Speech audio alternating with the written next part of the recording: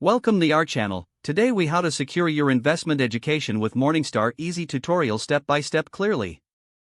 To secure your investment education with Morningstar, start by visiting the Morningstar website. Once on the home page, locate the search bar at the top. Type in the term investment education and press enter. You will see a variety of resources related to investment education. Click on the Education tab from the main menu for structured learning options. Browse through the courses and articles available on the Education page. Select a course that best fits your learning goals.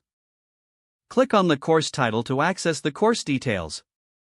Take note of the duration and requirements listed to ensure it matches your schedule. Enroll in the course by clicking the Enroll Now button. Fill in any necessary information and create a Morningstar account if prompted. After enrollment, return to the course page to begin. Follow the course format, whether it includes videos, readings, or quizzes. Take advantage of any supplementary materials linked within the course. Engage with interactive content to deepen your understanding. Set a study schedule to stay consistent with your learning. Utilize the forums or discussion boards to ask questions and interact with peers. After completing the course, review any certification or completion documents provided. Continue to explore other educational resources to broaden your investment knowledge. Remember to revisit Morningstar periodically for updates and new content.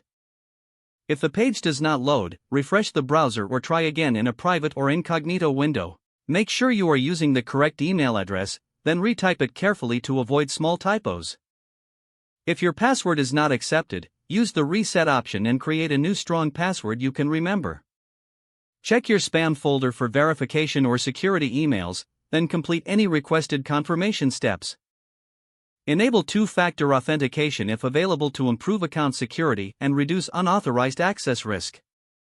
After signing in, review your profile details so your contact information and settings are accurate and current. If you see an error message, note it down and try again after restarting your device and internet connection. Log out when you finish, especially on shared devices, to keep your account and payment information secure.